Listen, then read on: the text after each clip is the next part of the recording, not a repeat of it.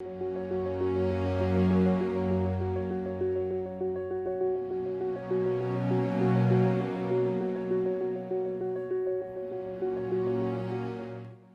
everyone. This is a workshop provided by JLM Strategic Talent Partners on how to improve your resume.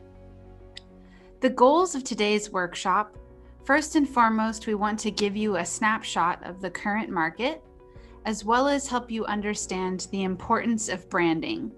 From there, we want to give you a few takeaway tips on how you can improve your resume today, and get some insight into resume do's and don'ts. Lastly, we'll take some time to get some of your questions answered. So for starters, when you're taking a look at today's landscape in the construction industry, while infrastructure unemployment has decreased, open jobs have decreased as well.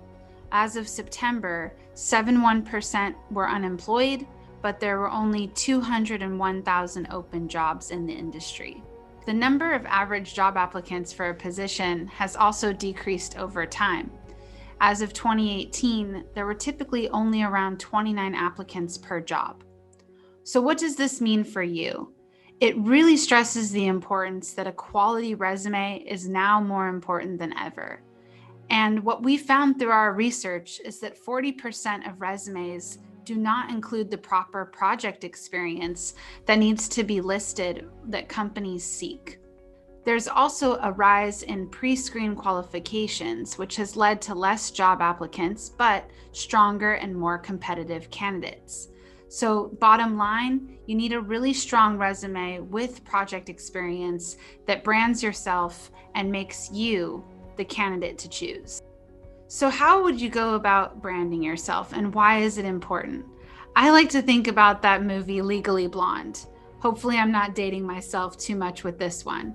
But if you remember, Elle Woods, the main character, was all about wearing pink, even so much so that her resume was pink, and scented too. Now obviously we don't want you to go to this length, but something about Elle Woods' character in Legally Blonde works. It makes her memorable. So before you start thinking about how you want to brand yourself, ask yourself some of these important questions. For example, what's your dream job? Where do you really see yourself in the next 2 to 5 years of your career? You might have to reverse engineer getting there, but it'll help give a vision of where you want to be and what skill sets you're going to need in order to get there. You also want to spend some time thinking about, who are you? What are some words that best describe you? And this could be both personally as well as professionally. So, for example, if you're someone who considers themselves very detail-oriented, organized, type A, this isn't something you're going to want to laundry list on your resume, but you're actually going to want to envision how you can demonstrate those qualities through the experiences and through your resume presentation overall. So if you are detail-oriented, make sure that your bullet points and that your grammar and spell check is all in good shape, so that when your resume is being reviewed, you're going to naturally come across as someone who's very detail-oriented. You also want to think about, what does your social media say about you? Do you have a LinkedIn profile? If not, you need to get one. You need to have a professional social media presence, and your LinkedIn profile should basically reflect your resume, but in an online form. So what does that online form or story tell about you? Your social media and your LinkedIn profile is an opportunity to not just list, your recent job experiences, but build out references by getting individuals to vouch for you. You can also share a little bit about who you are as a person and things you do outside of work. And this is a great opportunity to also network. So having a LinkedIn profile will really help create a brand and a network. Lastly, think about what kind of company you want to work for. If you're looking to be part of a large general contractor in the heavy civil infrastructure industry with mega multi-million or billion-dollar challenging type projects, then you really have to start thinking, does your background and experience speak to those large general contractors on those types of projects? So your resume should indicate whether you've had owner experience, consultant experience, working directly with GCs or subcontractors. Has your experience been mostly in the US or has it been abroad? And how much longevity have you given within your career to particular companies? And what types of projects have you been on? These are things that our partners, which are heavy civil infrastructure, large general contractors, are going to be looking for. Once you have your brand established, you're going to get started on working on your resume. It's really important before you do that, however, to tailor your resume to the job description. What we recommend doing is actually printing and reading the job description and highlighting the requirements that match your skills and experience. This will allow you to then know the specific key terms that you need to incorporate in your resume to make it match and stand out to what they are looking for. And I always like to say, if you're reading the job description and it puts you to sleep, then that's probably not a good job for you. So the job should definitely be something as you're reading it that gets you excited and you're really amped up to be a part of this project or this team or this position. Here's an example of a job description from Granite Construction for a project manager. I've put in bold some of the key things that they're looking for in terms of skill sets, as well as some qualities about an individual that would be beneficial to their team. So they're really looking for strong communication skills, someone who's able to provide efficient, profitable, and safe leadership, and someone that can work with multiple levels of the project, engineers, foremen, owners, agencies, and develop those long-term partnerships through great customer service. So in your resume, if you were applying for this particular job, your bullet points under your work experience should demonstrate how you've made jobs or projects more efficient and more profitable and more safe. And the more specific that you can be, that's going to benefit you in the long run. Once you've written out your basic bones of a resume, you need to start thinking about the format of your resume. One really important thing to keep in mind is that there are robots, and these robots are game changers. 90% of Fortune 500 companies use applicant tracking systems, and these applicant tracking systems typically muddle up jazzy formatting, special characters, abbreviations. So it's really important that you spell things out, that you do grammar checks, and you can actually go to a job scan website and upload your resume to make sure that it's not going to get eaten alive by these robots. And lastly, I really recommend that you put your resume in PDF format, as PDF retains, the structure and quality of your resume, regardless of how it's being opened. Once you have your resume in the hands of an employer, keep in mind that you only get 6 seconds to make an impression. So it's really important, again, that you make your resume stand out in a way that within those first 6 seconds, someone's going to want to bring you in for an interview. That being said, I think it's most important to include bullet points as opposed to long, lengthy paragraphs, to use action verbs at the start of your bullet points, and give value-added specifics. So wherever you can, include numbers, dollar values. These are going to be really, key things that employers are looking for that will make your resume stand out. And consider not necessarily putting your resume in chronological order, but putting the most relevant experience toward the top of the page. So if you know you're going to be applying for a project that's a railway project, make sure your railway project experience is highlighted at the top. In addition to including your project and work experience, definitely include some skills. These can be certifications that you've ascertained, software that you're knowledgeable about, or leadership skills that you bring to the table. Remember that your resume is a reflection of who you are, so be prepared to back up your resume experience in an interview. So do not lie on your resume. It will come back to haunt you. And in terms of format, there's no golden rule, but I do like to say it's important to try to keep it to one page and to include 1/2 inch to 1 inch margins and utilize font size 10 to 12 point font so it's easy to read. So once you're at the stage of including your professional story, here's some tips on how to format that. At the top should be your work or internship experience, and be sure to include company, title, dates, as well as a description of your job as a whole. So the first bullet can be a brief overview of the company and the intended scope of your work, right? Think of it as a summarized job description. The remaining bullets should be action verbs of qualities and benefits that you specifically brought to the company. So this is your value added beyond the roles and responsibilities.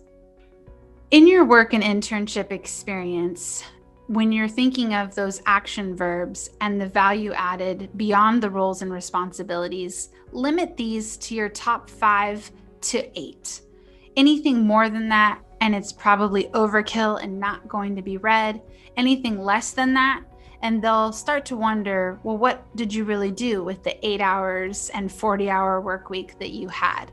So definitely make sure you have at least 5 bullet points per job experience. For the project experience, again, really important that you include this.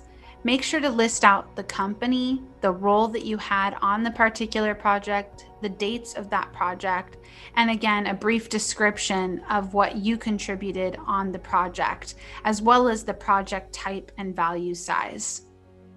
And for the skills, these can be your areas of expertise, include your top 5 to 10, certifications like OSHA, EIT, CHST, software, P6, MS Project, LCP Tracker, but avoid Microsoft Office. It's the 21st century. If you're not using Microsoft Office at this point or Google Suite, you've probably, deleted yourself from the market as a whole. So it goes without saying that you bring these skills to the table. When you get to the stage of your work experience and detailing your experience, here's an example about how you can go about doing that. Here we have an engineer who worked with Tailor Brothers out in Honolulu, Hawaii for 10 years. The very first bullet gives the scope of his work. He was on the Honolulu Area Rapid Transit Project, an $874 million contract for a light rail system consisting of 5.2 miles of elevated guideway and 4 stations. In this role, he was exposed to nearly all aspects of the work on the project, from drilling shafts to pouring rail plinths. And his primary responsibilities included overseeing the segmental erection as well as the post-tensioning of the spans and columns. So that gives a really great picture, right, of what this candidate was doing while they were working for Tailor Brothers. The next bullet points highlight what he can bring to your team. He has supervisory skills, he developed project policies and procedures, and he even stepped outside of his role to assist with QA/QC review. So this is a great example of the type of bullet points you want to include in your resume. So in summary, here are some tips. Be sure to include work, internship, and volunteer experience, and I highlight this specifically for those of you that are more entry-level professionals. remember, every experience is part of your professional development. So if you are an entry-level engineer and you've done some internships or you've taken a class that had a capstone project, these are definitely pieces that you want to highlight in your resume. You also, again, want to include 5 to 8 action bullets demonstrating your personal contribution for each experience, and you want to add specificity.